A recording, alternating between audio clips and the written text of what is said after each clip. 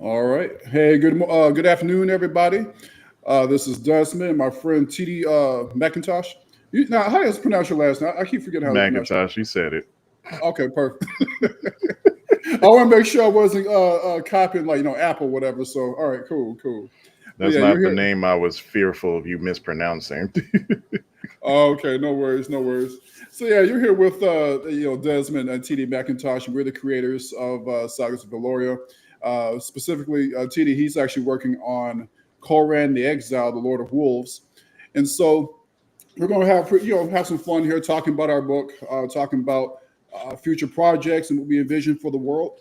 And also, I didn't really expect a lot of people to actually enjoy, what we got going on here. So I'm definitely looking forward to the live stream today. TD, if you want, because I'd say you're the most experienced author I've ever worked with and known personally. Go ahead and give yourself a little introduction. I'll just start after you. well, Experience and seniority goes to you first. well, hey y'all, I'm TD McIntosh. I am a professional author, editor, proofreader, and manga writer. Everybody knows me from writing Exogenesis for Noir Caesar. Um, and those who've been following me lately know my work on Substack. At least I hope y'all do. And credentials, I have a BFA in writing and finishing up an MFA in writing. So Koran the Exile was like that literally came from me not being satisfied trying out D&D for the first time, and I made like my own version of Conan. So the campaign wasn't giving me like the creative inspiration I was looking for. So I literally just started writing a book with him. Yeah. So Coram, when you envisioned, I know you got the idea from Conan the Exile. So obviously, the names are very similar too, though. So and then of course, it coming from an African perspective. You want to talk a little more about that too? I got that idea from my wife, of all people. She's a Benin descent, even though she's French. And when we saw the Woman King, she was sitting up, well, not sitting up there. She was telling me about what they got right and what they got wrong, and just what I saw, and her passion for it, like just gave me the idea of how it would look in my head. Yeah, yeah. Okay, all right. And so just to give you guys a little bit of background for me, I'm not as experienced as TD here. I'm just a guy with imagination and just a lot of tech know-how. So I've been writing books like non-professionally since I was about 5. So what I mean by that, my mom, she actually would write a lot. This has a lot to do with our faith and that sort of thing. And when I saw her write, I started writing too. And she got me into reading a lot of books from Redwall to Robin Hood to King Arthur, all these different books. And that really powered my way through my imagination. Is like, you know what, this is what I want to do. This is what I want to write. And so a lot of the things I've written, even superhero comics, I used to do manga too. That's actually my drawing style. I will always have like the sword, the knight type of style. Even when it came to ministry, I got like the Knights of God and this sort of thing. So all of that's really um, inspired by my love for fantasy, medieval knights, and all sorts of stuff. So when it came to making the Sagas of Vaelora, really this is inspired by my mother.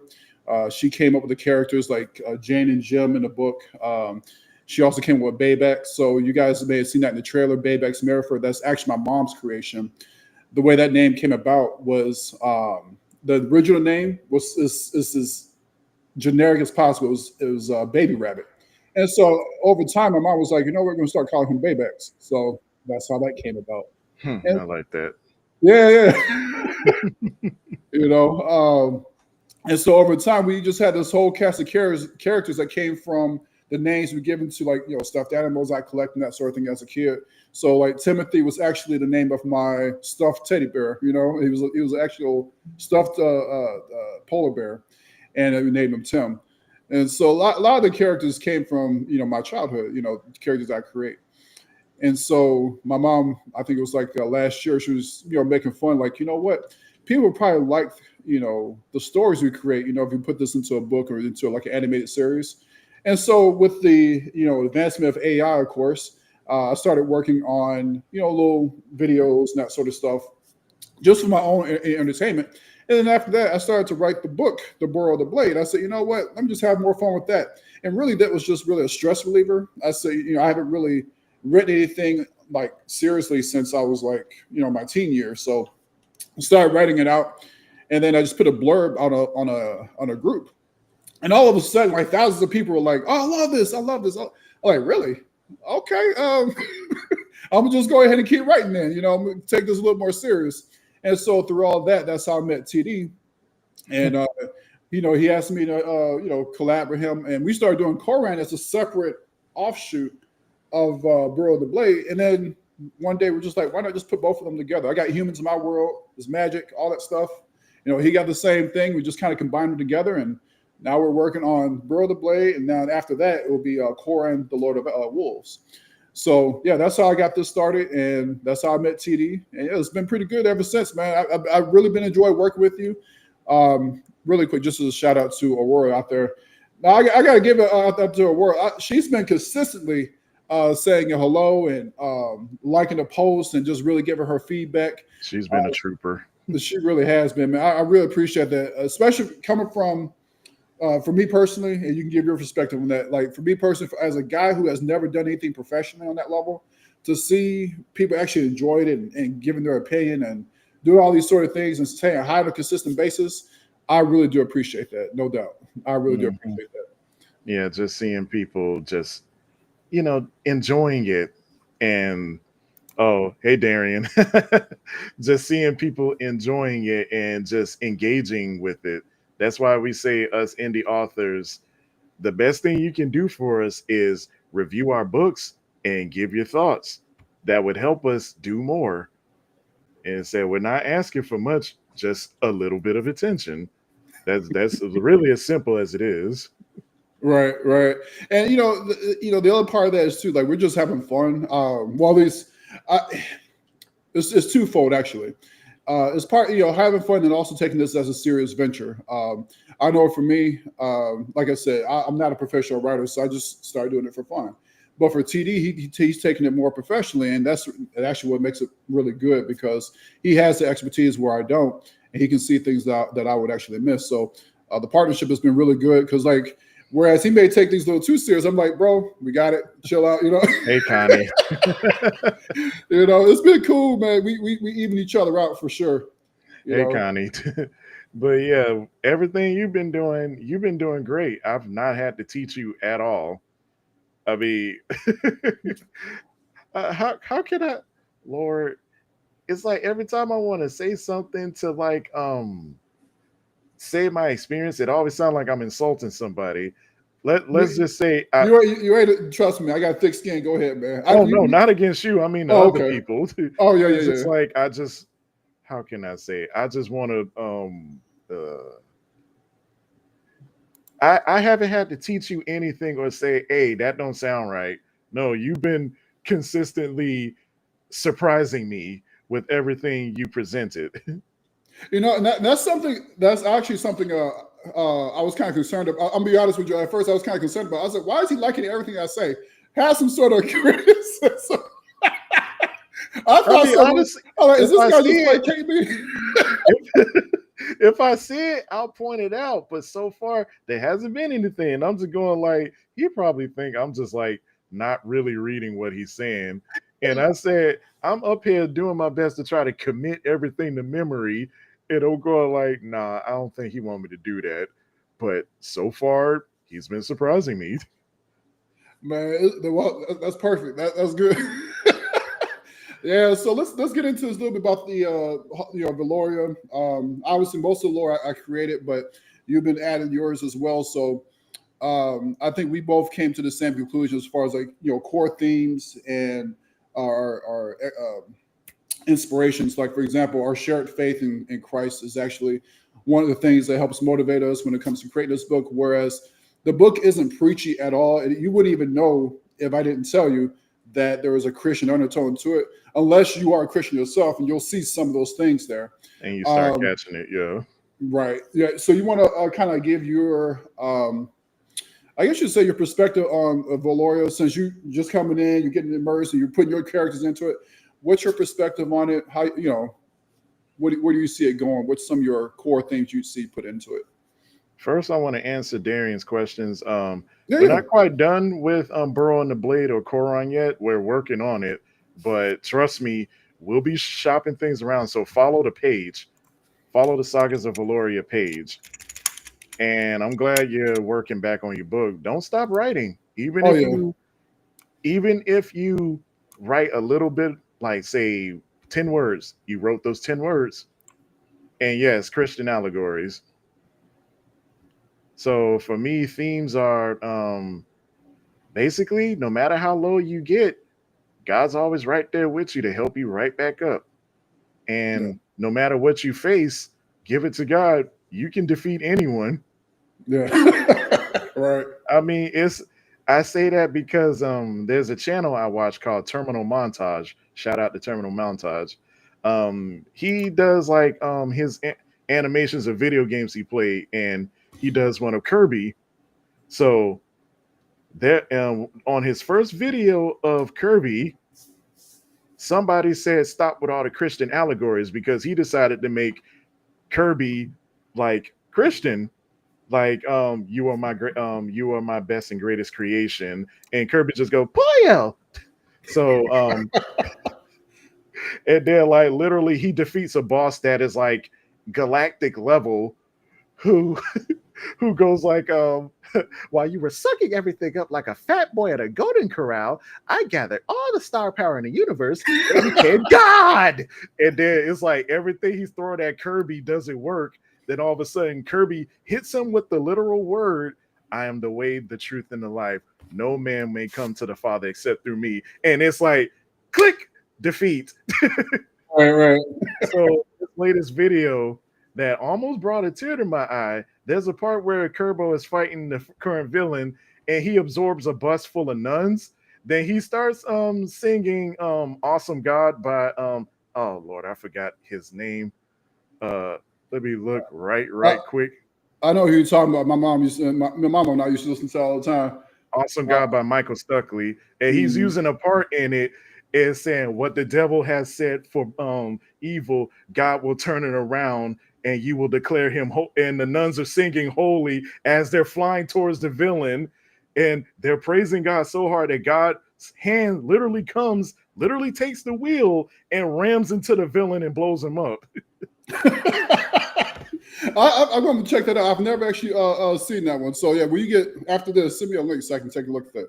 So it's like things like that where the scripture is being told in full in this context. And if you sit and just look at it going like, oh, okay, and it teaches you something, give it to God.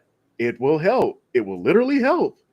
It is that simple. People don't realize how simple it is. When you start having anxiety, that's the complete antithesis to what you're thinking. God's like, why are you thinking that? I got you. Stop worrying. Right. No, I like that. I know I like that quite a bit. So yeah, you can definitely see that in the book itself too. So hey Tyreek. Oh, that's my boy Tyreek right there. Oh yeah, what's going on, Tyreek? And also, just really quick shout out to we had about 9, almost 10, about 10 people on. So I just want to shout out everybody. I appreciate you guys for being on. Those who know TD here, and those who subscribe to the channel, definitely appreciate you guys being here. So yeah, we're just going over the background of the Sagas of Vaelora and some of our core themes. For me, you guys already know one of the major inspirations for me was Redwall. Outside of my mother, it would be Redwall. If you are a Redwall fan or anything like that, you guys know about Martin the Warrior. You guys know about Matthias. You guys know about Matameo, his son. And you know about the author Brian Jacks. You know about Constance the Badger. You know, all those characters that we all grew up with. They were all inspirations for me when creating the Burrow and the Blade. Now, I didn't want to, make it one for one. I want this to be like a darker, more grown-up version of that. Has some inspirations also from like Tolkien, for example. If you got, well, a lot of you guys probably don't know just yet, but there's a lot of lore that we put into the story. So there's a lot of history. Yeah. You guys should see the story about we have for ourselves. Like there's a lot of stuff here. Like for example, there's another video I made called Feast of Ash, and this is detailing the fall of the Empire of Unveiled. The Empire of Unveiled was a human empire that was so powerful. They were putting beast folk under its thumb. They were enslaving different groups and whatnot, and they just thought no one can touch them until the Passport came around. Exactly. And you guys can kind of see it too. When you guys first see that video, you see like this look of distraught on the man's face as the camera just moves into him, and he's sitting at this fireplace, and he's talking about like we were so prideful, we thought we couldn't be touched, and then of course you see like the past guard, the cannibalistic boar folk just eating and destroying and whatnot. And so really, and this goes back to what TD was just talking about, my inspiration from scripture, pride comes before the fall. Mm-hmm. And so we as human beings, I see us all, especially if you look at America today, I think that's a really good example. Americans in general were really prideful. And so let me show that in this, in this part of history. And we see that also. I've looked at like the Roman Empire, the Mongols, and all these sort of things. Everyone has something in common. They thought they couldn't be touched. To add on to that, in Koron, his nation, well, his country, the country of Savaroth, even though they were good people, they were still prideful. And Koron, doing his duty was prideful until he got brought low. So now he has to build himself back up and acknowledge that he can't do this alone. Right. I mean, honestly, I wanted to make my own version of Kratos, Greek era Kratos, him folding people. But then it's like every time I do something, I'm going like, oh crap, did I just like go overboard with Koron?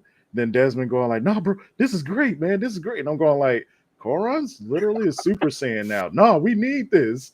And then he just goes into a spiel about power scaling, and I'm going like, Lord, don't get me started on power scaling. I'm going like, Tyreek, you and I know we can just go on and on about power scaling because people get power scaling so wrong sometimes. So I'm glad you actually know how to power scale.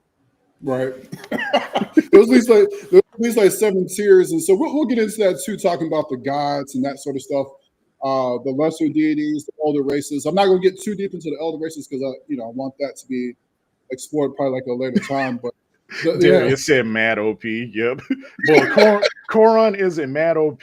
I would say by the end of the story, he's as strong as Kratos is going into the Norse saga, being able to fold stuff where he's like 1/8 its size, but he can't one-shot stuff. Right. And if you look at my background, that's Koron, and that's his wife Neshima. We're gonna get into that too, though, because So really quick, just to add on to what you were saying, so like TD, he was worried about that being about his character being OP. Now, if you read the story though, right, you would think he was OP, but then once you start to see the other villains, because here's the thing, I'm also a big fan of H.P. Lovecraft, right? So I wanted to add that element into the story, right? I wanted the crap you came up with was just scary, bro. I'm gonna just say that right now. Yeah, because so like outside of the Bible, the Bible is one of my inspirations. You have the end times, you have this fight between God and Satan, that sort of thing. But so I wanted to do something a little bit different on that in my story. Obviously, I didn't want to be one for one. So I came up with these abyssal entities. You guys know about Cthulhu and all these other characters that H.P. Lovecraft created. So I'm gonna make my own. Crap, that ain't supposed to be here. Right. And so use that as my inspiration, these entities. It's not even just all about power. It's also about mental endurance as well. They will try you in so many different ways and tempt you. As a matter of fact, in the book, one of my characters, Lily, which is the feline cat that you guys see, she is tormented by her past because she was once a slave. She was sold to the past guard for their feast pits. And so in other words, the feast pits is where they put all the slaves in so they can cook them together and eat them as a tribe. And so she ends up escaping that and then finds Desirel. And so that's how they eventually find Bebex Marifer. They go off and they were called to help them out, and they all become this party. But Lily, she becomes tormented by this being called the Black Maw.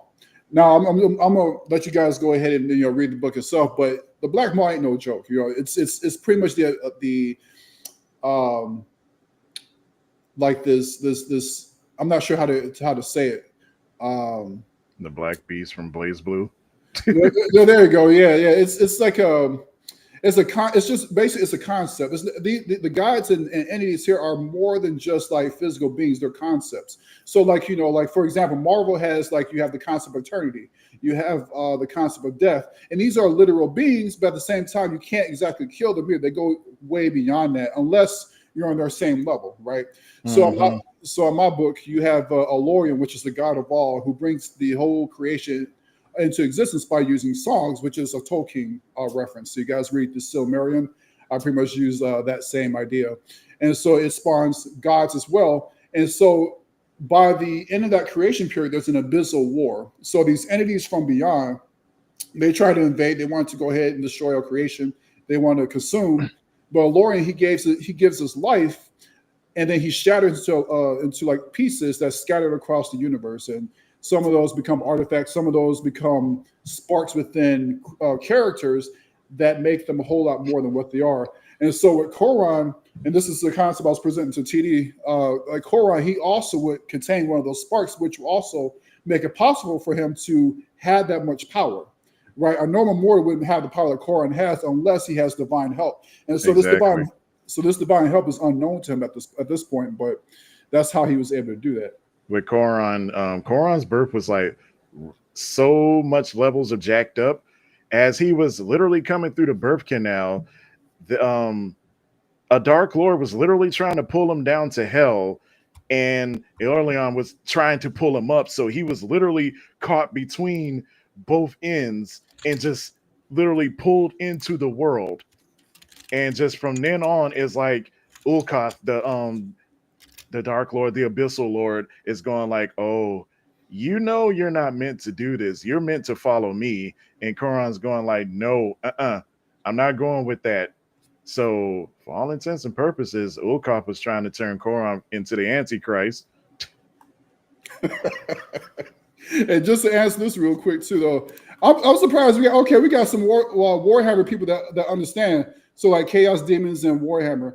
Lord, I More don't like know anything about Warhammer other than what I played. Warhammer is awesome, bro. Yeah, you got I know.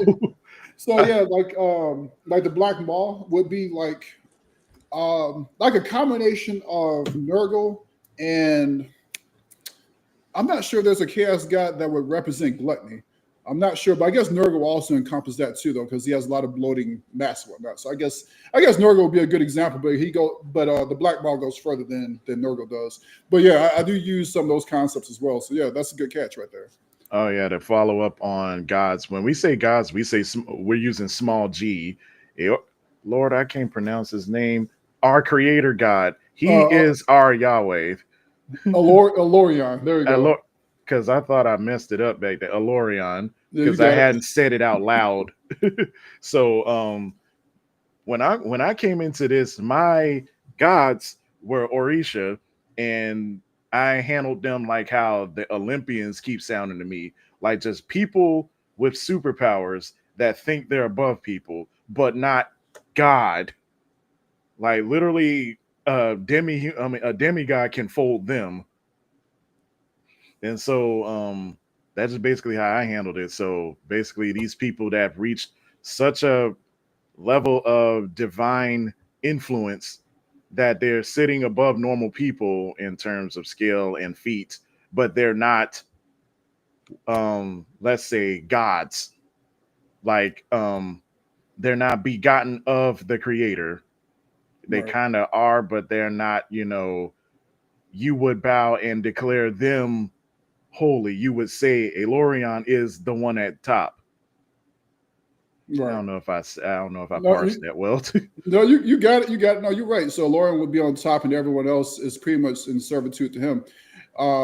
There is a satanic figure, but I changed the satanic figure a bit, where he's not, where he has like this misconstrued view of justice. Now, This character is called Garvash, and he was also one of the what I call the Ashen Saints. The Ashen Saints would include Vaelora, which she helped create the world. You got Telros, who helped create the constellations. There's actually like three others as well that fell during the Abyssal War. And then there was some other ones that kind of like went into the abyss and never came back. Nobody knows what happened to them. And so Garvash, so he looked at creation. He said, "This is all perverted. This is all just, he hated the creation." And so he turns against his creator and says, we need to just wipe everything out. So of course, Elorion couldn't have that. So he banishes Garvash to the abyss, and he seals the abyss with a veil with his own blood. Now, during this time since then, that veil has been weakening. And this will all end up into, of course, as every fantasy would have, is this end time war, which we call the end song war. And you guys read more about that in the book itself. So it's just a lot of additions in there. And one of the goals here was that I wanted to do something that was kind of unique, right? I didn't want to do elves, dwarves, orcs, and that sort of thing. I wanted to do something that hasn't really been done normally.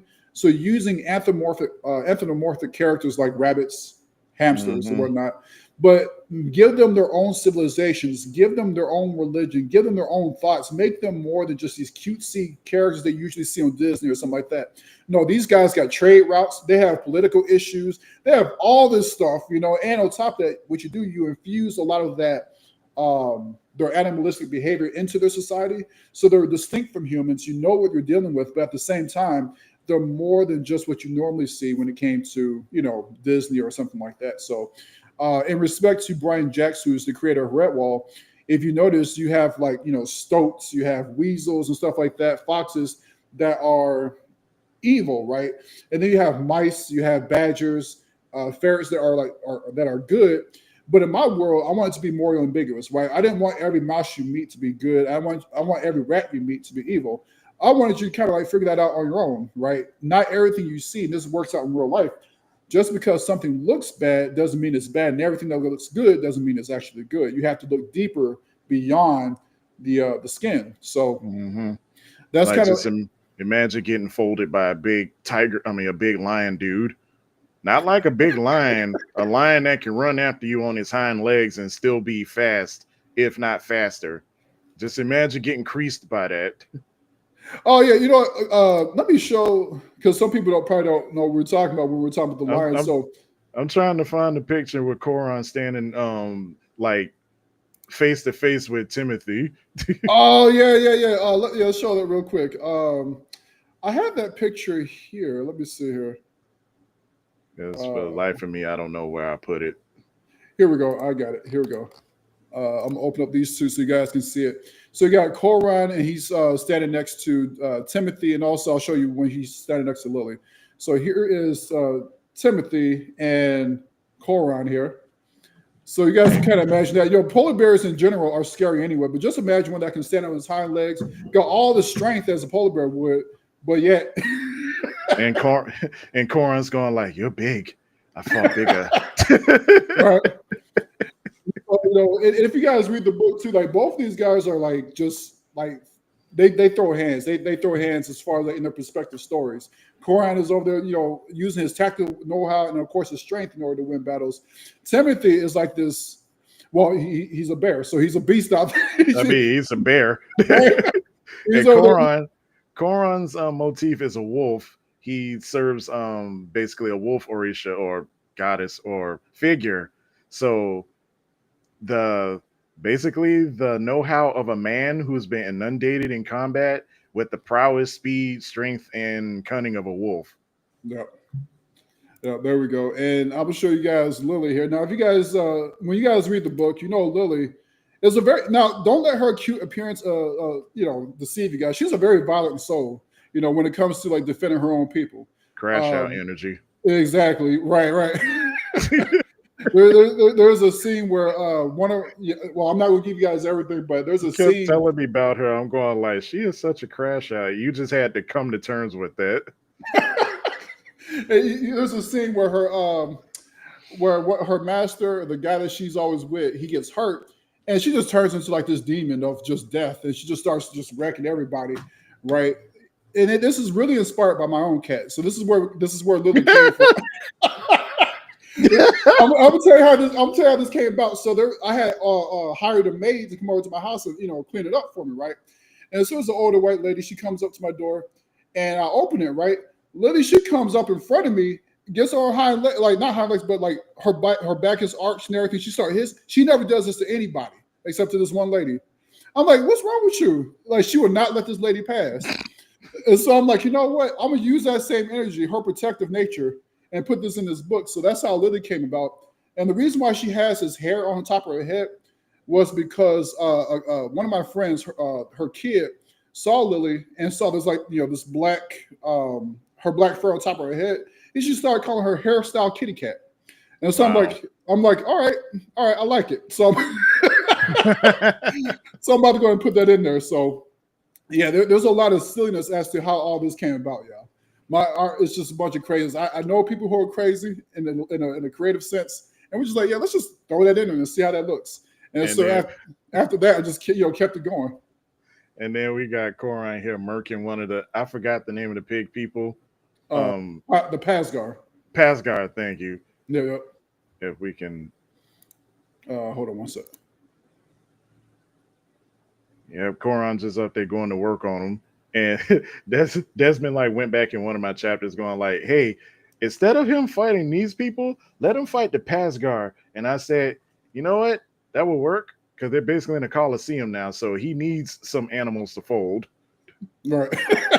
and the Pasgar is they're not no pushovers, y'all. Like, don't think like Corin's just having an easy time. No, like the Pasgar's folding everybody else besides Corin and his warband, right? I Like, mean, go ahead. Coron is just up there socking people. You know how you would sock.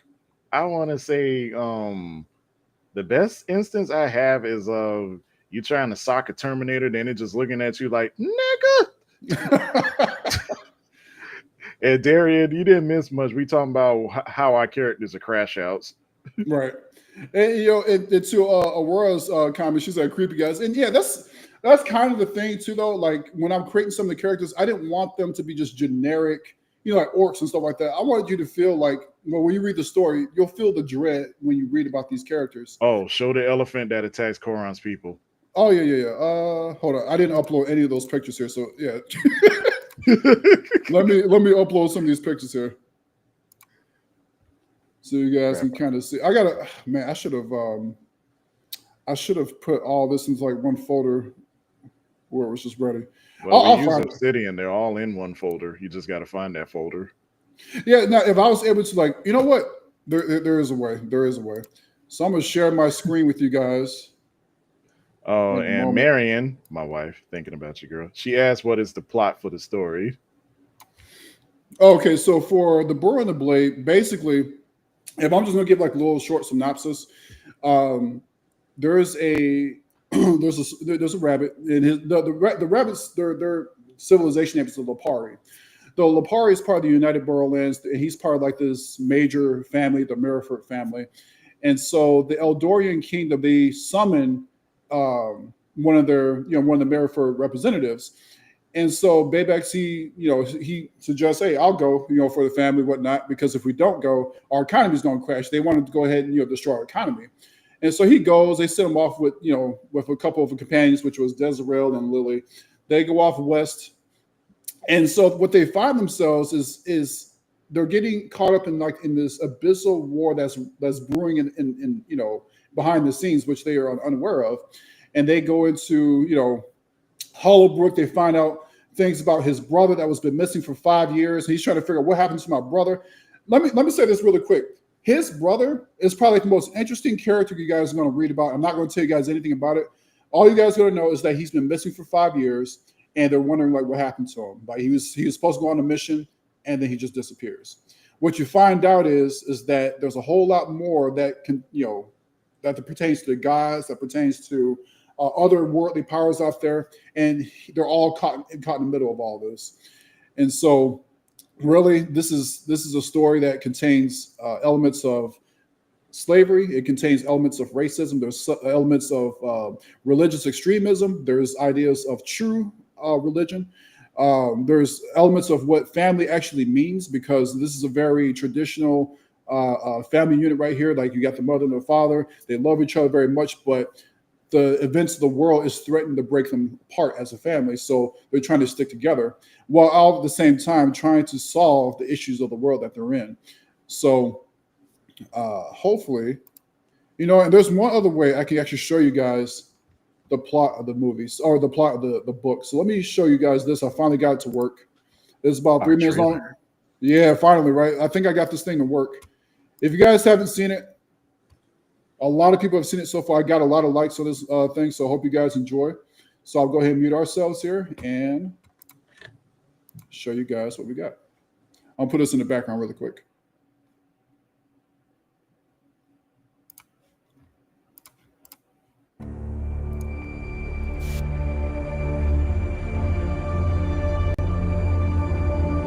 Over 2,000 years ago, Merys Brightpaw stood alone against the darkness, her blade a beacon, her courage the flame that held back an age of ruin. They called her legend, they buried her in story, but flame remembers its shape.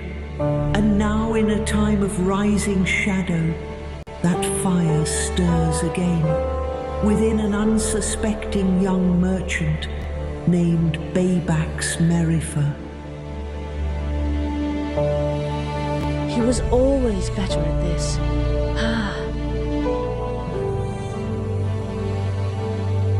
I don't care how far he's gone.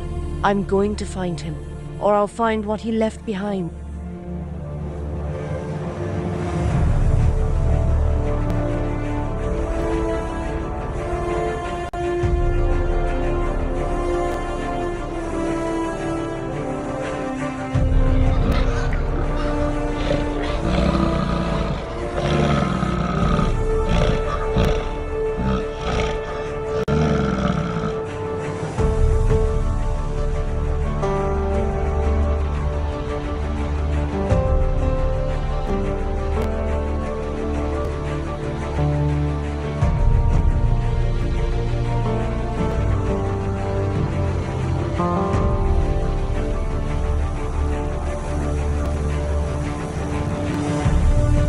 Go, I have your shadow. Godspeed, cat.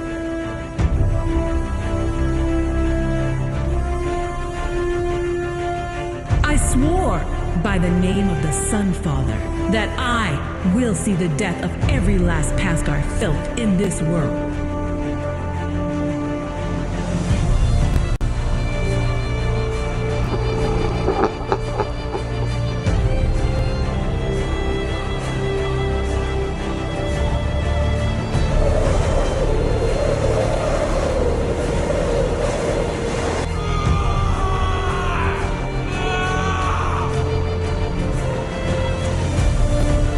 They crawl, they whimper, they mimic our cities and call it civilization, but they are beasts, cloaked in stolen tongues and borrowed steel. Only man was shaped to rule.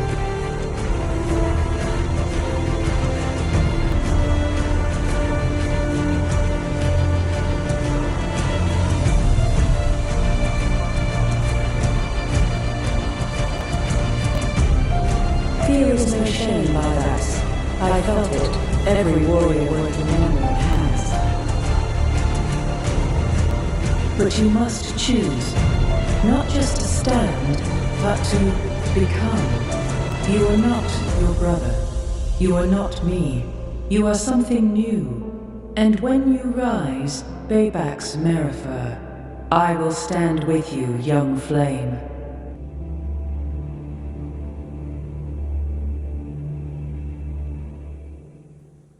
So yeah, that's it, guys.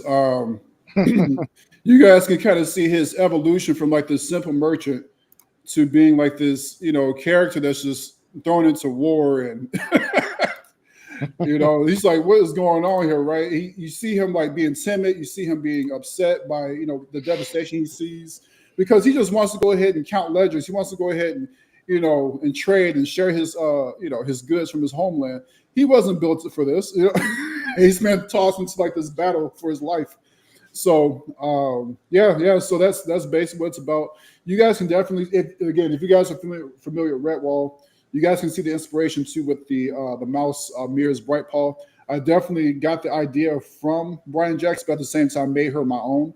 For one, it's a girl. I did that on purpose because when I was developing the character, I gave her white hair, and I was like, you know what? She'd be better looking. The character looked better looking like this. So she got this white hair, and a lot of people liked it, so I kept it that way. And she becomes this guy, this warrior, and on top of that, when she appears in the story, she comes with a very, very powerful impact. So you guys will definitely see that when you guys read that. But yeah. Judy, what's your thoughts, man? Well, clearly he's been working on his a lot longer than mine because my trailer for Koron isn't ready yet. Right. I'm still working. I'm actually working on his too, though. So I would definitely say when it comes to using like these animation tools and AI and all that, it costs a lot of money. So I've been trying. We are not graphic designers. we are cobbling this together with so many tools just to make it look decent. Right. I've been working on computers since I was like 5 years old. So I built my first website when I was about 8. Built my first computer when I was 11. So while I wouldn't call myself a graphic designer or anything like that, when it comes to this stuff in particular, I do use AI tools like, for example, Kling. There's Minimax, there's Midjourney, et cetera, et cetera. But then you also have to have the technical know-how of like Adobe Premiere, because you got to put all that stuff together. You have to have a cohesive story. So what we use AI for is to help visualize the world, so that way people can see it. But at the same time, there's a lot of effort that goes beyond that. That's human oriented. So yeah. Darren wants to know who made the background. So it was a combination of my work and towards the AI there. So the AI it animates the background for me, and so I just kind of like use my own stuff in order to make it look better. So yeah, like I was seeing him basically paint everything together, and I'm going this is a very useful tool. I like it. Right. And so also show you guys too, because I know there were some people that say are like anti-AI. So let me also show you guys something from some artists that's been working with us as well. So for this one here, Adriano Barrera, he made this, hold on one second here, this map for me. And this is the map of Calador. This is where the story takes place. And so right here in the United Burrowlands, where you see Fleetfoot Hollow, that's where Baybax comes from. He's traveling west through the borderlands. He's trying to reach the Kingdom of Adori, which is all the way to the west. And so I would say the bulk of the story is taking place in the borderlands and also partly here in United Burrowlands here. So again, Adriano Barrero, check him out on Fiverr, a very good artist. And on top of that, I got another friend who is actually doing a few illustrations for me. He's a very, very good artist as well. So you guys will see a combination of both human and AI use when it comes to visualizing the world. Yeah. Darius said he's used AI to make images, but he'd like it to look like that. Oh, we've went in on trying to make it get our current vision on how it is. It's like Darian, I'm about to say Darren. Desmond showed me so much, and I just experimented. I'm finally getting Koron how I want him to look, and that picture back there, that's my best effort. And here's the thing too, though, because what you see on the internet, because this kind of gets into a whole different discussion here. So I'm gonna try to make it brief. I know a lot of people that hate AI, and here's the thing. I personally hate when people use AI and is very lazy with it, right? So you see all these different glitches and stuff like that. Some things you can't help, but you can clearly see that somebody didn't put no effort behind what they were doing at all, and they just kind of put something together and it's tossed on the internet. That's not what I'm going to do. And talking about this me right here. Right. and to answer Marion's question, Koron, he is kind of an outlier because he's one of the few humans that has divine inspiration and is how he is. So eventually he's going to get with Baybax and the other heroes, and they're going to be well, he's going to be a part of their war bound the way that he understands it. So like Koran, his story is like how he came to join them. Basically, it's more like his origin story. But are there other people who are opposing the anthropomorphic beings?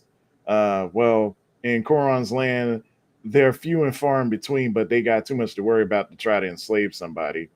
So Right. again, that's white people issues. I will say too. Now that doesn't mean, like, for example, where Lily comes from, her people also enslaves, and the reason why I got that way is because how cats are with people. They don't look at us as their owners. They look at us as their slaves. So I put that as part of their culture as well. And so basically what I did too, I did a lot of research as far as how slavery was done back in the days of, like, the Bible or Rome and stuff like that. And there's different ways it was practiced. So you guys will definitely see tough hitting issues in different cultures and that sort of thing, how they approach different things. So not every culture is the same. You'll definitely see, like, for example, you may see a mouse that has like these dog slaves, whatever. Like, how's that possible? Well, it's because he got all these different mercenaries that work for him because he has a lot of money. So, the issues in Vaelora is a lot more complicated than one would assume reading a book that's based on anthropomorphic animals, right? And I'm just reminded of this cartoon called Bravest Warriors, right? And in it, there's a character named Catbug, and Catbug is all cutesy and a little kid. But then one of the characters start jumping timelines, and there's one where Catbug is like first a Starfleet commander, then an overlord, going like, Officer Vasquez, control your lady friend. This this deck is no place for a woman. And talking about woman, what? Do not be. I demand you are in a position to demand nothing, kitchen witch Tezuka. Man, let me say this, bro. You're very good with the Japanese names, man. I suck with that. Go ahead, though. And then the next timeline is the Overlord talking about what? Someone threw that nosy thing out the airlock. Talking about, nope, out the airlock. You have failed me for the last time, Pleasure Cold Tezuka. Do not make me regret the day I bought you from Winches and Things. I said, wait, Winches and Things. Yeah, now where's my big old beer? That he gets like a big mug of beer that's like 3 times the size. Yes. And I'm just going like, cats really think they got it like that too. They do. They really do, man. Yeah, my cat, she finally went to see. I'm surprised she didn't come up here to say hi and whatnot, because every time I go live, she usually jumps up on here and get in front of the camera. But yeah, she's not doing it today. My wife said when she was in France, she lived with these people who had a black cat, and the cat kept on looking at her. And I'll go like, then look back. As long as he don't do nothing, look back. Right. And I'm going to show you guys another thing in a little bit, but I'll probably, like, towards the end, I'll show you guys the other video I had out there. But really quick, I want to talk about the magic too, though, because people were asking before, like, is there magic in the world and that sort of thing. The magic system is pretty, and it's still in the process of being more fleshed out, whatnot. Yeah, shut up. So magic in the world is there is viewed differently depending on the culture you're from. And so the story where Koran takes place is on the continent of how you say it, Dajamora? Is that how you say it? Dajamora? How you say it? Yeah. Jamora. Jamora, yeah. The D is silent. That's right. So Jamora. The D, right, and then what do they call magic over there? Eshera? Eshera. But Eshera, yeah. okay. Talking about it was looking menacingly. Look back menacingly. And so. Uh-oh. Oh, Lord. Desmond and froze. Bro, you froze. Oh, goodness. Desmond, why did you leave me here? Oh, my goodness. Well, let me bring up my notes on Eshera if y'all are still here. Oh, Lord. Thank you. Oh my goodness, Desmond, you lagged out. So Eshida is the spiritual force woven into the world by the creator. For the life of me, I cannot say his name. Elorion. Thank you. And it's not energy. It's a current of divine will. Oh, there he goes. It's a current of divine will. Mary talking about it was probably the cat. No, I accidentally kicked it out. That was my fault, y'all. Sorry. Oh wow. So how it works, it's a contract of blood and bond, basically. So how they do it is like you're always making like a pact, a promise. Like with Koron and his war bond, they're together as a group. They're bound by a meeting of blood and a promise to support each other until their goals are met. And Koron is also he's on his deity or his patron saint. It's better to call them saints than gods. Basically, that's how he gets his physical attributes. He was bonded to her at birth so that he could grow into a wise and powerful king, a cunning and powerful king. I mean, let me see. Oh, okay, here we go. so it's always like what you offer, what they can offer, and how you can meet in the middle. That's how the magic goes. Now, for the villains, they pervert everything. They literally just say, "What can you offer? Okay, give me all of that. What can I offer? Screw you." Right. They don't care at all. I would say there are instances where people will misuse magic. Now, like we were saying, it is so in Jamora, it is treated differently. However, it's all the same power. So essentially, as Caldorians will understand it, there's three forms of it. You have essence, you have ethereal, and then you also have abyssal. Abyssal is not true magic in the sense that we understand it. Abyssal magic comes from the beyond the void. So if you're worshiping the entity, the Black Maw, if you're worshiping Abyssal or something along those lines, they will give you power that is overwhelming, but it will corrupt your very soul, right? And Eventually, it will require a dire sacrifice. Like right. One of the ones who follow Abyssal, who is basically like a vampire entity. She has no eyes. Like if you look at her, everything is hollow in there. So just imagine that. You want power and you go blind. Right. And the way she moves around, she's listening to the blood pulse in people's bodies. Let me see. Hold on. I'm gonna show this character really quick. Yeah, I was about to say, where is she? I don't have Abyssal though. I got my sorceress here. I can show that really quick. Hold on real quick. So the sorceress and the burrow and the blade, I'm going to show you her normal form, like how she is normally perceived. And I'll also show you what she looks like when she's just going wild, right? So this is her appearance here. So at the beginning of the book, you'll see her here on the left. That's how she normally would look. But on the right is when she, as T.D would say, when she crashes out and she goes wild.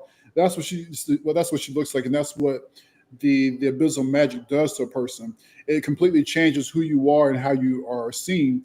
In her case, she doesn't go crazy, but she is a conduit for the Black Maw.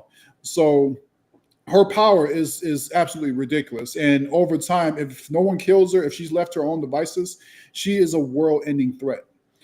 So even her own people, I'm not going to tell you who they are, but even her own people are horrified of her because of how powerful she's getting right now. But it just reminds me of a conversation I had with my friend Tariq. We were talking about stuff about Resident Evil, and then he said, imagine you doing all that to get superpowers, then you turn into a big slug monster. I'd be pissed. Right, that's basically what it is. Right. And at the same time, you lose who you are as a person. So whoever she was in the past, she doesn't have any recollection of. She basically all she is the Black Maw. She is the harbinger of the Black Maw. That's her duty. Whatever whatever her reasoning was to attain that power, that's irrelevant now because she is completely her soul is completely gone at this point. She's soulless. She's being used right now. Oops. Right. And so let me just read this little part for you guys as well. So essence magic is pretty much like just basic magic. So you have like nature, you have earth, you have wind, you have fire, all that's inside essence magic, and that can also come out as different things too. Like for example, illusion magic. So I'm gonna read these few lines here from the Burrow and the Blade, so you guys can kind of understand. This is like early on in chapter 1. And this is when Baybex is showing off his ability to use illusion magic. And it says, Baybex grinned, ears perking up. If there was one thing he excelled at, it was illusion magic. But not the harsh, willful magic of the ether mages, but was something deeper and gentler. He closed his eyes and breathed deeply, feeling for the essence of this place. The training yard where he played as a kid, where his father had first taught him to hold a blade, where generations of Merrifer children had learned to fight. The very earth remembered their footsteps, their laughter, their determination, and with enough respect and emotional connection, it would share those memories. Baybex extended his paws, not commanding the magic, but negotiating with it, drawing on the warm memories embedded in the soil beneath his feet. This was the heart of Burrowfolk illusion magic, not creating falsehoods, but borrowing truths from the memory of the place. The air shimmered with the golden motes that seemed to rise from the ground itself, carrying with them the scent of childhood summers and whisper echoes of old lessons. And so Baybex, he asks them to do this. He says, show me who I was, he murmured to the essence of the place, so I might know who I am becoming. The golden light swirled around him, and suddenly there were 3 identical copies of Baybex materializing, not the harsh projections of will, but gentle echoes of memory. So in Vaelora, memory is very important. Memory is more than just things that you hold in your mind, things that you remember, but it's actually a part of the whole magical system. You can actually borrow from those memories and they can become living, well, not living, but they call it living memories. So like, for example, I can visualize like my past grandmother, and she can come into existence just by that power. And she can fight for me. She can do all sorts of stuff. But all those things are dependent on whether you are in proper communion with the earth itself. So that's Burrow folk magic. And the reason why I did it that way is because obviously rabbits and all that, they're really connected to the ground. That's their home, whatnot. So I connected their magic the same way. And more about magic, at least how I wrote my side of it. Magic is relational. Like it deepens with bonds. That's the whole thing, bonds. That ties back into our overarching theme of family. You're looking for that connection, even if you never had it. So you're forming a bond with something you don't understand in the hopes that it will reciprocate. And like a solitary person may have power, but they don't have depth. So the strongest wielders are those whose lives are entangled with others. So Koron, he knew this. First thing he did was found other people in his situation because of the story. I don't think I talked about the plot of Koron's story, have I? Not yet. Mm-mm. So basically, Koron is the king of Savaroth. He's the lord of wolves. Like all wolves obey him, and there's a prophecy where he's supposed to fall to darkness and Savaroth falls to ruin. And when that day comes, he's in battle and he's encouraged to basically blow this horn, this magical horn that's supposed to protect the land. But Koron is seeing it's not doing that. It's actually summoning Ulkath from the depths. It's summoning the abyssal entities. So he breaks it. And in the process, Savaroth is getting ransacked and his wife is basically taken captive by the Abyssal Lord. And to make matters worse, everybody blames him. Like Right. everybody who he followed, those who were supposed to answer to him, blamed him. So he's exiled, and basically he has to go to the very edges of Savaroth and into the greater lands of Jamara to figure out what's going on. Then he gets captured by the villains, his tendons cut, and then as he's like, trying to heal, his patron saint is healing his wounds and basically saying, you're not meant to fall here, Wolf King. You're meant for something greater.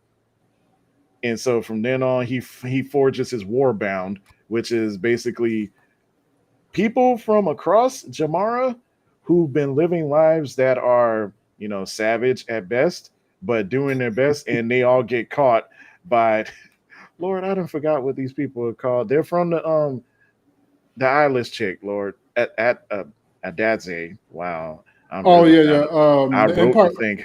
the Empire is Zafira. So Thank you, Z Zafira. A. There we go.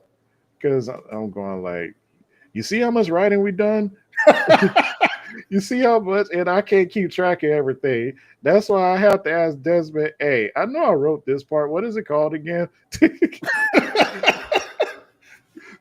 it's like it's like when I stop writing stuff down, I'm going like, crap. What was that called again? Man, let me say, like, it's been really good, man. I've been enjoying the whole process for sure. Um, and I'm not going to remember everything either. That's the reason why we got Obsidian, because like I'll be going back there too. Like, okay, what I write here, especially with the death of the civilizations that we have. So like he created Savarov, and then I started adding more information to it, almost as if like it was like you mentioned earlier, a D&D campaign. Because And I do not have it committed to memory. I do not have it committed to memory. and I don't think you should either. I mean, I got trading routes. I have the like what specifically what they trade, how they trade it, Mhm. their livestock, all that stuff. Because I'm like, eventually, when you write more books, all that's gonna become important. So I'm just gonna. Yeah, I'm I'm, going like, I'm glad you keeping note of it, because I'm trying to keep note of my plot.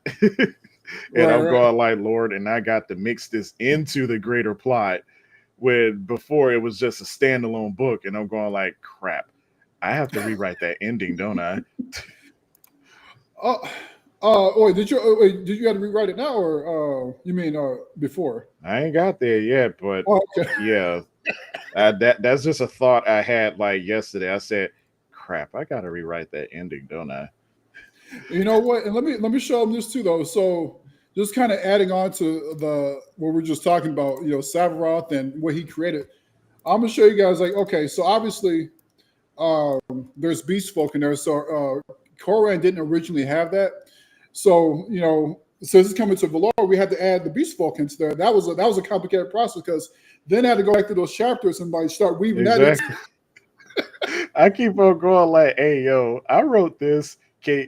I wrote this new chapter. Can you go in and see if anything needs to be like fixed or tweaked? Because I'm still writing like it's a one shot, because that's what my outline is saying. And I'm going like, at least Desmond can just like go back and fix stuff. So I ain't really got to worry about that. He goes like, hey, in chapter 5, this happens, and I'm going like, oh, thank you for catching that. And then one part in the fight I just finished, he go like, I had to change this line because it contradicted what it said in the prologue. And I'll go like, Oh yeah, yeah. you know what? I didn't even catch that. Wow, thank you. Oh yeah, and there's a couple of times because it said Orisha, so I had to change it to the actual name of I the forgot to do that. night the Nikarai. Yeah, yeah. So every time it said Orisha, I just went through and started changing it back. And I'm going like, you see, all these people that talk about writing is easy, it ain't. Right, right. It doesn't matter what tools you're using, because like especially this is like pretty much like epic fantasy, right? So if you got now, I don't know how Tolkien did. That guy was a beast. Okay, mad respect to those C.S. Lewis, all these other guys who made epic fantasies, because how they did without computers, without Obsidian and all these. That I mean, I there's nothing but respect. So Every uh, time I hear a testimonial from other writers, they always say, "Oh, they got notebooks full of stuff," and I'm going like, "How do you exactly, babe? Two are better than one." Like every time you hear like a collaboration between authors, they produce a better story. Case in point, Death Note. That's oh two really? people. I didn't even know that. Right. I didn't even know that. Let And me show. the manga I love, Bakuman, also made by them. They're talking about the manga industry. And again, they're just using their own experiences. And that's what I feel like a collaboration should be. I want to do this. I need your help. All right. How can we meet in the middle? Not, nah, I need to be paid, fam.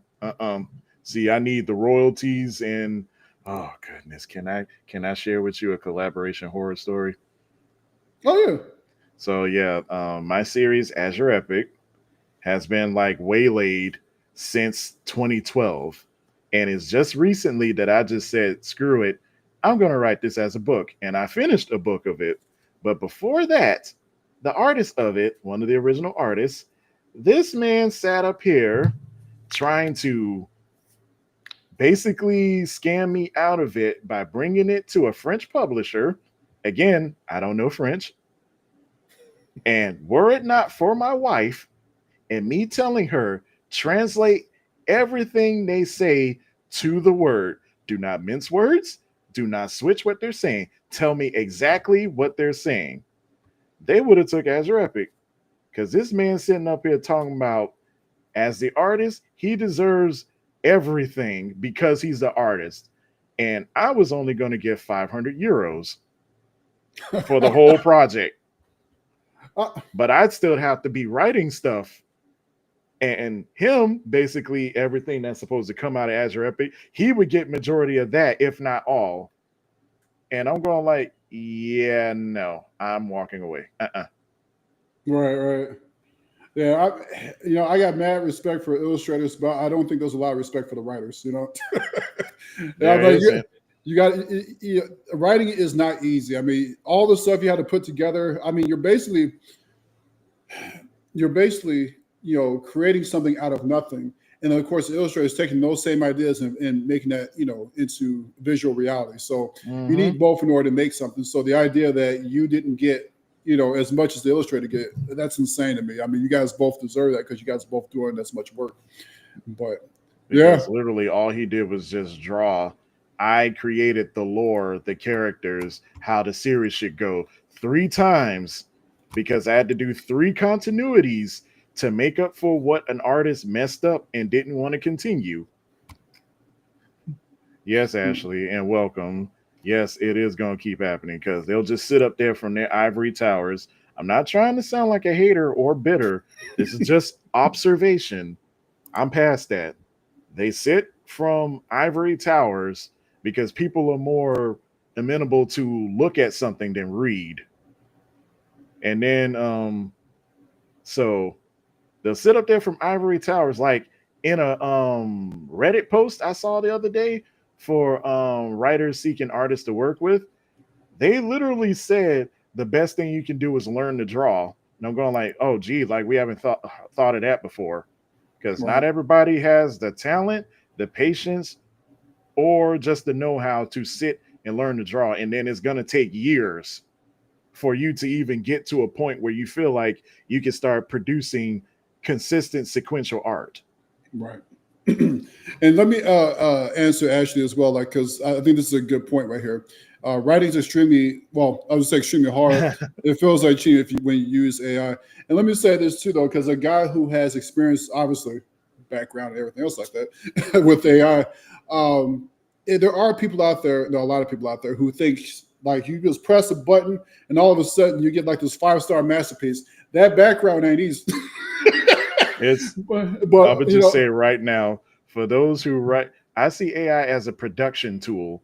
It like helps you with a lot of stuff, but it's not the end all be all, because you can't just press a button and you get something that's ready to publish. No, you got to go through and make sure it matches your vision, make sure that it sounds right, and just make sure you're satisfied with it.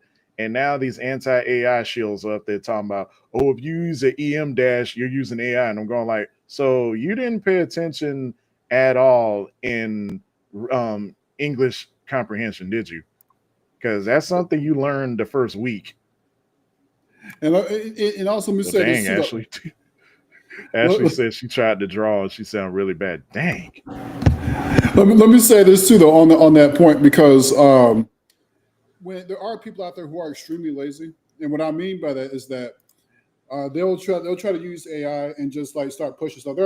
This is a known thing. For us, it's not like that. So we write our stuff, and of course, AI helps us keep everything together as well. But we write our stuff. I don't think AI should be used as a replacement for human beings. I think if you You use it as a way to, elevate yourself. You don't use it as a way to replace yourself.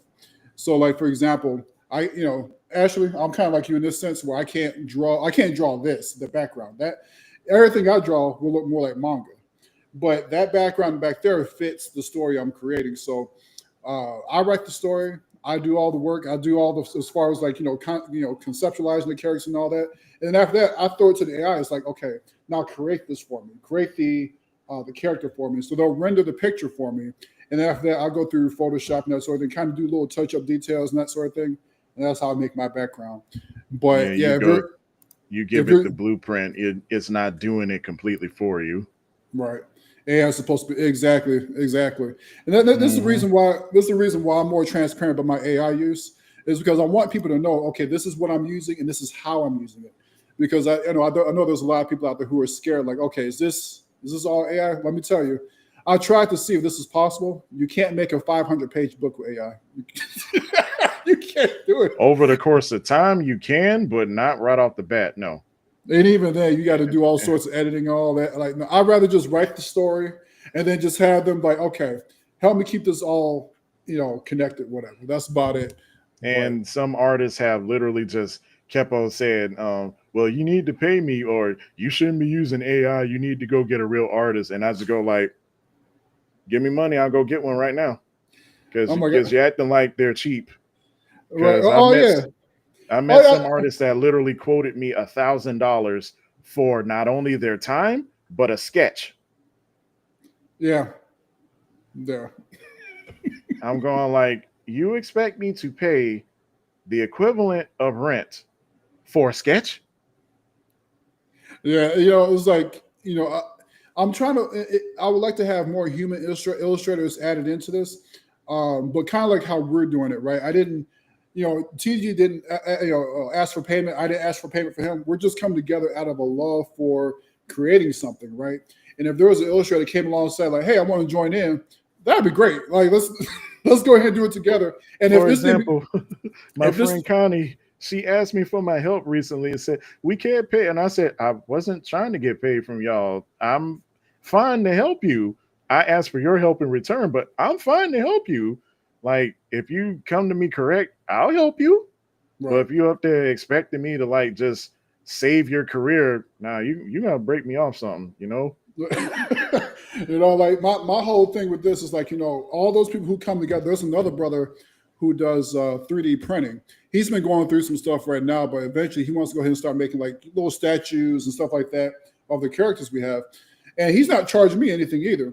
So my whole thing is like, look, if this thing becomes big, right, we're all putting our money into this and our time and our effort. If this becomes big, we all win, right? It's not just one person winning and everyone else losing. We're all either going to go together or we fall together. I mean, I think that's why I got to pay you money for us to get started when we're trying to reach the same goal, but I'm paying you money to, get the wheels going, and you living fat off the hog while I'm struggling to keep going. Right. And just kind of show you guys too, though, because these kind of like blew up as well. Let me see if I can find this really quick, because we've been going on for an hour. I was only expecting 30 minutes, to be honest with you. But I appreciate everyone who's sticking around and talking and engaging. This is a lot more than what I thought, because you remember what I said. I was like, hey, ain't nobody gonna come in and show up. Well, and then here we got people dropping in, and I'm going like, oh yeah, I need to share this around.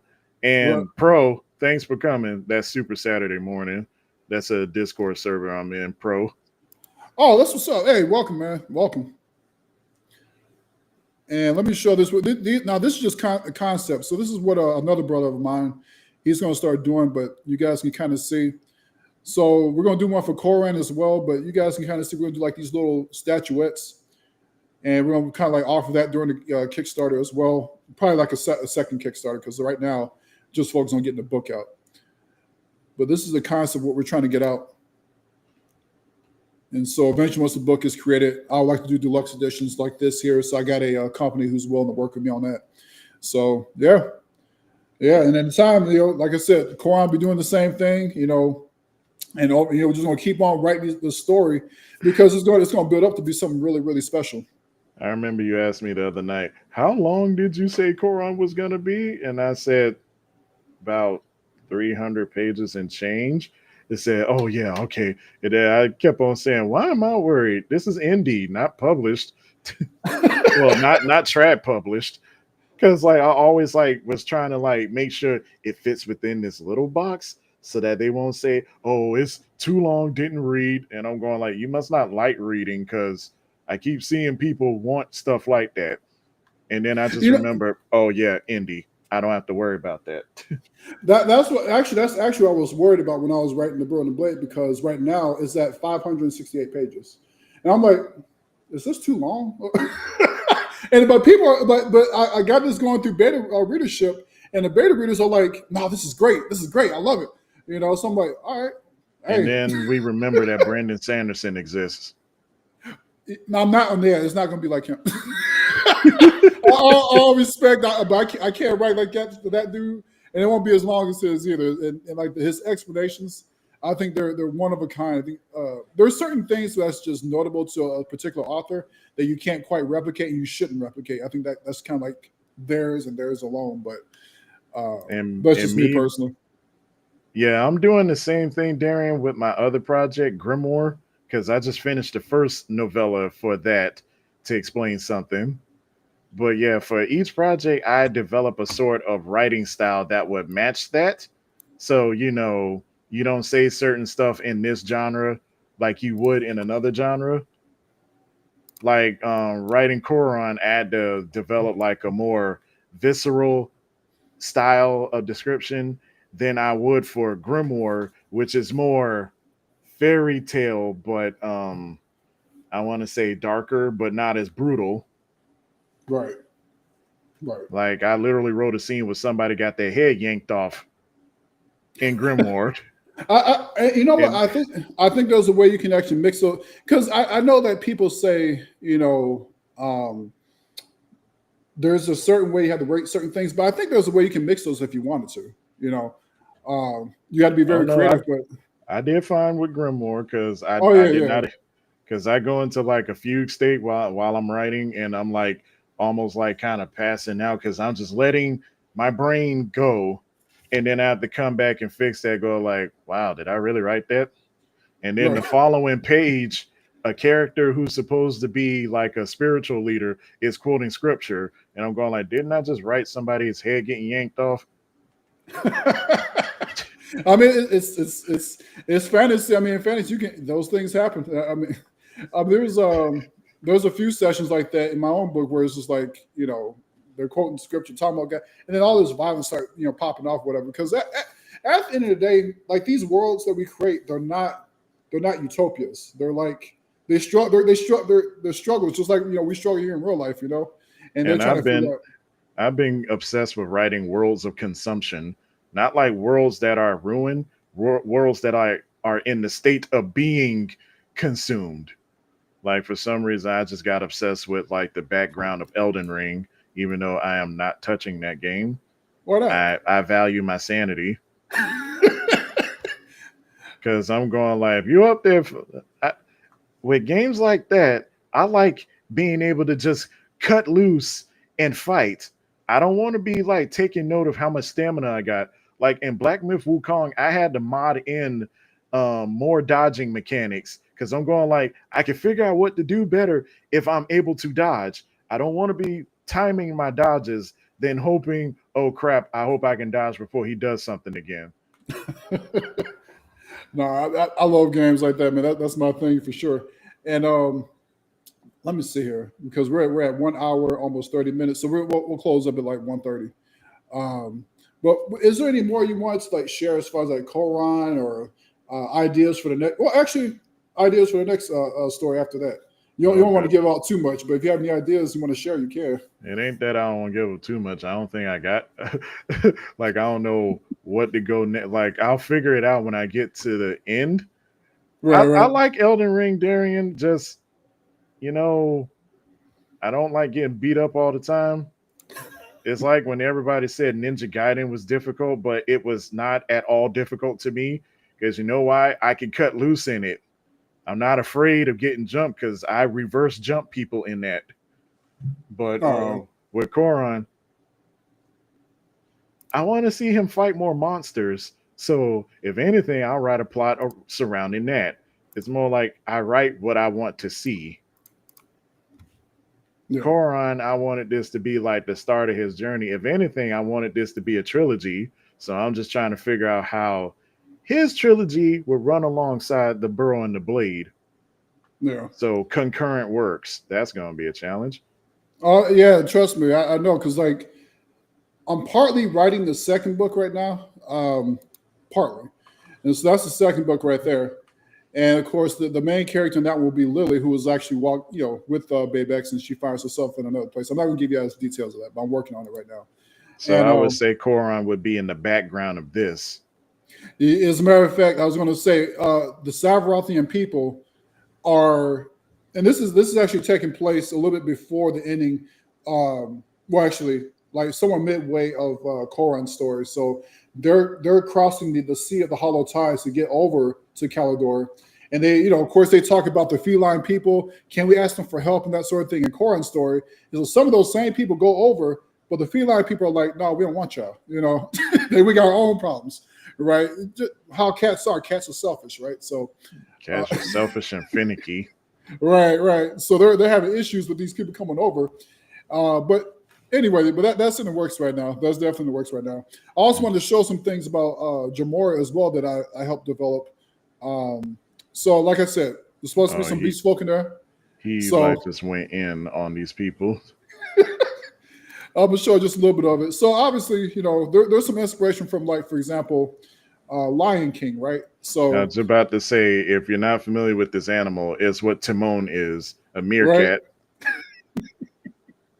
Right? I had to go ahead and add them in there. I said it only makes sense if I do add them in there. Because Jamar is supposed to be based on Africa, so right. A lot of African lore, a lot of African monsters and that sort of stuff that was in myth. So we've added that into Jamora's landscape. You also have different birds that are native to Africa as well. So I've been working on that.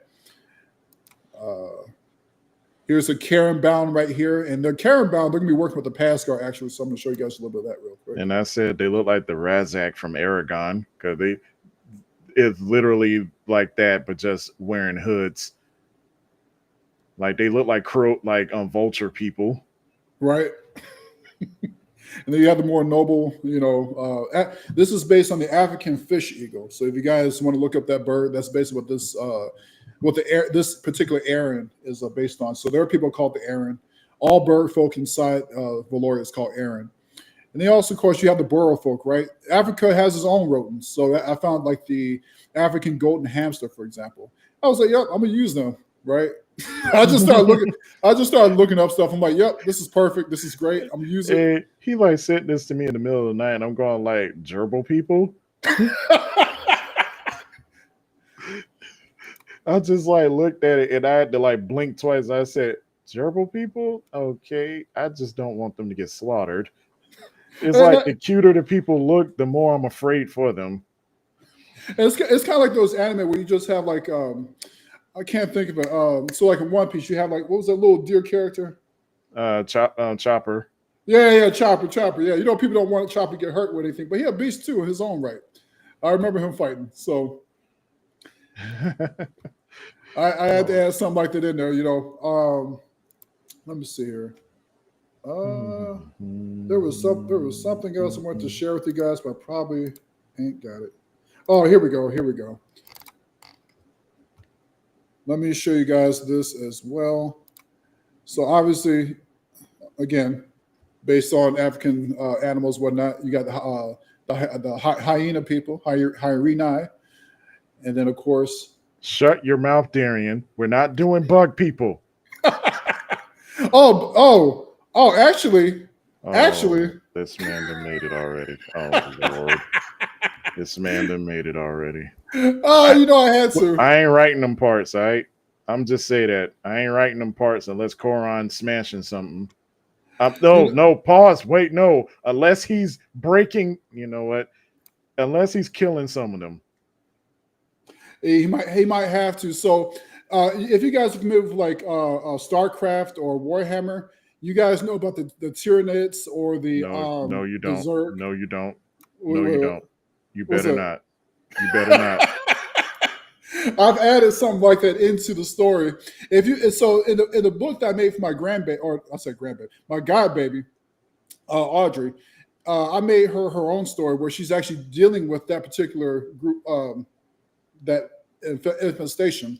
And so let me show you guys this really quick. Let me take this down really quick. So it reads, I can still hear the clicking, a salt-choked tide cave. I thought we'd hide the goods there, but when we went inside, the eggs, there were so many eggs. Then it came, the Krizrak, and poor Annie took her. God, that scream cut off by breath that scraped the bone.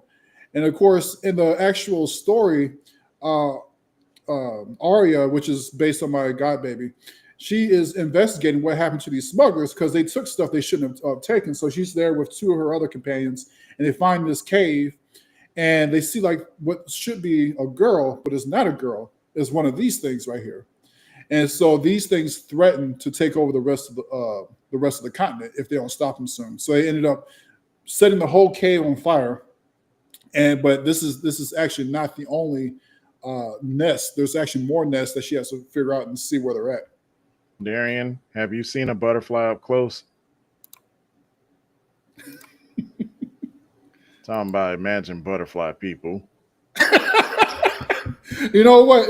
You might hate Darian after a while because you just gave me an idea. You know what? After the crap I've seen in Berserk, I'm not surprised because there was a story arc with children turned into bug demons thingies. You know what? I might have to do something with that. Maybe because there's like 6 continents out there. So on one of those continents, it can definitely happen. I can definitely see that happening. So let me know which ones I need to blow up because I will literally write a novella with them blowing them up. Hey, Darren, if you got any other great ideas, man, let me know. That way I can freak out TD over here. Don't do that. Don't do that. Don't do that. Let me see. I'm just trying to see if anyone else. Okay, well, I think we're good. I'm gonna end off with showing this this other video, and then after that, we have some closing thoughts. We can go ahead and share that as well. So let me post this here really quick. Hold on, really quick, y'all. And if y'all have any questions, feel free to ask them. Oh yeah. So this one here is the Feast of Ash. We were warned. Oh, blessed Ailerin, we were warned.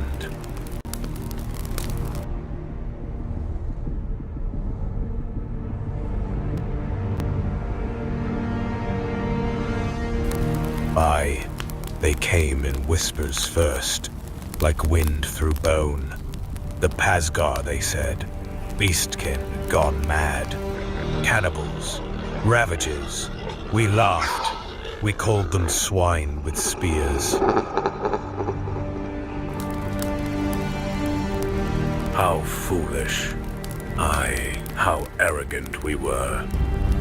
We were the Empire, Unveiled, crowned in sun and silver. Who could stand against the Sapphire Wall? Who could breach the gates of Vaelora?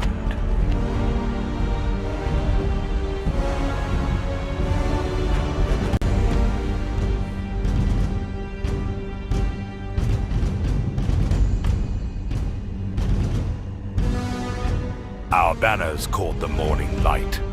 Our sons bore steel, blessed by the flame-bearers of Ingvar.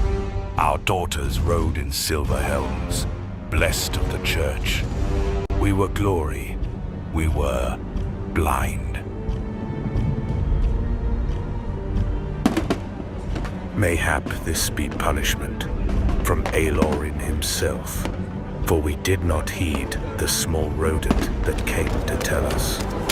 Aye, how we deceived ourselves with our own pride.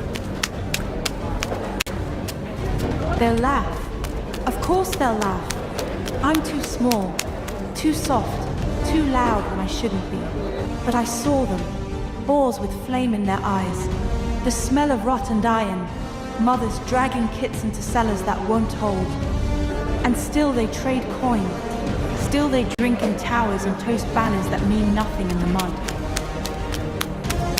Despite our hatred for the beast folk, despite our jeers and laughter at her, she was filled with compassion and pleaded with us to listen.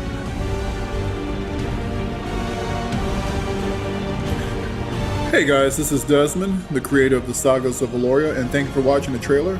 Please check out the Facebook, Instagram, and also our Substack, and the book, The Burrows and Bloody, will be out pretty soon. Stay tuned and keep watching. Please, please, no, no, please, please, no, no. So yeah, that was it for that. That again, that was just showing like this is like probably like 3,000 years even before the current story and whatnot. I just wanted to show little bits and pieces of the wider world in its history. So it's our Knights of the Old Republic. Basically, yeah. I'm trying to like conceptualize everything, over time. So that way, when we start writing the actual books for these things or different parts of the lands or continents, whatever, we already have the lore already there for us. So that's kind of like my thought pattern for that. Hey, should we tell them about Beacon Realm Publishing? Oh yeah. Go ahead. That was your baby right there. Go ahead, tell them more about that. Basically, Beacon Realm Publishing just came from saying, all these people are publishing indie. Why don't we make our own publishing imprint? So we came up with Beacon Realm Publishing, saying that you're a beacon on the mountaintop to be seen from Scripture. So, and where do you have the logo? How it looks? Oh, hold on one second. I can get that real quick. I was just using it. Where was it at? Where is it at? Oh, here we go. Got it. Hold on one second, y'all. So I took out the background, the black background, just made it transparent so that we can keep using it for everything else. Well, yeah, that's what we're using right there. So we got Baybex there on the left, we got Colran on the right, just like representing our first two books. And so, yeah, Beacon Realm Publishing, that's what we're going to come up with and see how this thing grows, because over time, like I said, it seems like people really enjoy what we got cooking. So Marion said that scene is like the horror version of that one cartoon where the pigs took over, and she means Animal House. She means Animal House. I think I've seen that at least once. Yeah. Because I told her about this one part where like the pigs were straight up lying about a character who died, and I got to take off my glasses to do this because it's all in their eyes. Talk about, oh, he was such a good person at the end. That's literally how he did. I'm gonna look at that again though. I'm looking at it again because it's been a while since I've seen that. Because it's like just seeing that cartoon suddenly he's going like justice, and I'm going like, bro, you lying. Right. Mm-hmm. Nah, the pigs are definitely horrifying. Like you kind of think about them in real life. The reason why they even came about was because of the boar problem that's in the United States. So it's like tons of them just running around, just wild, damaging crops and that sort of thing. So I was like, yeah, there's my orcs right there. Mm-hmm. So it was a new definition to leading a pig to slaughter. Oh yeah. There's so many different ideas that came from just random stuff. Even like the bug people. I mean, we all, some of us who dealt with a cockroach problem before. I was like, you know what? That's one of my horrors right there. So let me just go ahead and throw that in there too. That's how it works. That's basically how this whole thing is coming about. It's just our ideas, like things we may experience, just tossing it in there. It's just like making a soup. It's like, oh, that sounds good. Just toss it in there. Oh, carrots, potatoes. I like it. Put it in there. Exactly. It's just about having fun, man. That's what it's all about. If you ain't having fun, then you ain't doing it. You ain't doing it right. So exactly. Yeah. So yeah. Any closing thoughts though? We've been going an hour 30 minutes. Like I said, I only expected 30 minutes. And let me just say, I appreciate everybody who came through. Those who are watching on different streams. We got TD's channels, the Trade Station 64 on Twitch. We got of course my YouTube channel, and of course the Facebook page as well. So I do appreciate everybody who came on through, and yeah, that's been great. And same to y'all, especially everybody who's been watching my stuff. And I'm still surprised that so many of y'all support me, So especially when I think I don't get much of anything. Because like I just how can I say? I just hope y'all like all the stuff I've been working on for the past 6 months. Because I've been working very hard on it. That's why y'all don't really see me on social media. Yeah. That's one thing. I was watching this video. They were saying how authors nowadays, they have to do more as far as like promoting themselves, so like doing live streams, videos, all this sort of stuff. So a lot of times the reason why we don't really see the people who enjoy our stuff is because we don't really connect with them like we should. So this is just one of those ways you can actually see like visually, like, oh, yeah, I got people out there, Thanks for staying, Darian. Yeah, the more people see your face more, man, the more you're making yourself known. I think it'll be a lot easier getting your works out there too. So yeah, just keep, like I said, keep the faith. You know what God called you to do, and just keep writing, man. Just keep writing. And I have to keep streaming too. Yeah, other than that, guys, I don't have any closeout, but hopefully next time we do a live stream, I'll have like a nice, really nice opener and nice little closer. I got it from my ministry page, opening and closing, that sort of thing. So I want to do the same thing here. And we're gonna make this into something possible. And if you guys got any ideas out there, like with Darian out there with butterfly people, if you guys got any idea, let me know. So I had to bring it up, didn't you? Just let me know, and I'll go ahead and see if we can go ahead and put that in there. As a matter of fact, one of my beta readers, she requested weasels and stoats and ferrets. I said, I got you. So I made a race called the Slinkari, which is like, this race of like ferrets and all that, all the animals that she enjoy. And so, I think we should definitely try to, let the fans know, like the people who enjoy our work, let them know that, hey, we hear you.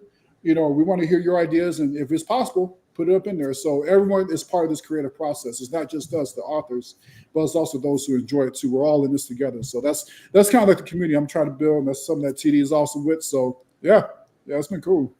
Yeah, I agree. Yeah. So anything y'all got, just throw it in and we'll work on how to make it work. And by the way, if one of you guys is an author or an illustrator, and you guys want to like join in with us, Darian's a writer.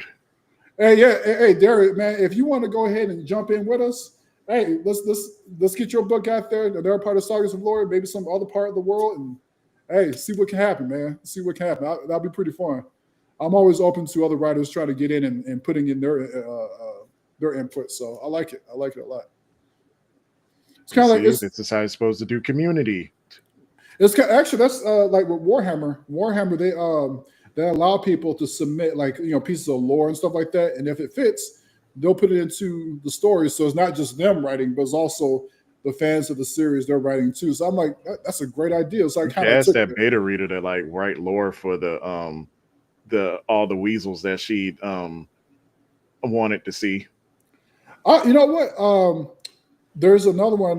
Her name is Sage. She's been I would say she's been thoroughly editing my book too.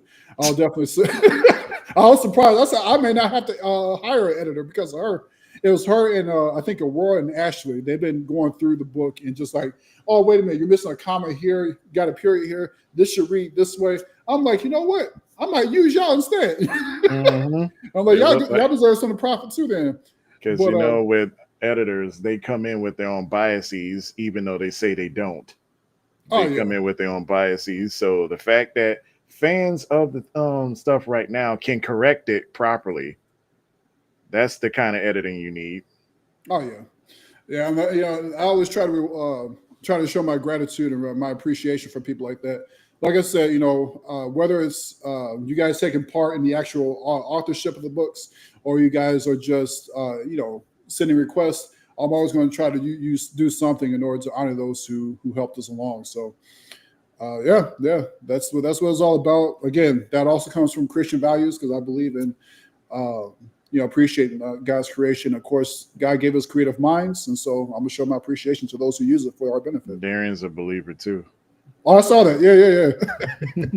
I saw that too. And let me just say this too, though, for those who don't believe, that's fine. If you want to help us out, again, this is a world for everybody to enjoy. So if you guys got content out there you guys want to put in, hey, like I said, you guys go ahead and submit that. We're not gonna turn that away. We're gonna look at it and see how it works. But all right. Other than that, y'all, look, like I said, I'm going to close this mug out. We're an hour and 40 minutes. You got any last words, TD, before I close this out? Keep playing Sega games. All right, y'all. Everyone have a good night, y'all, or good afternoon. Good afternoon, y'all.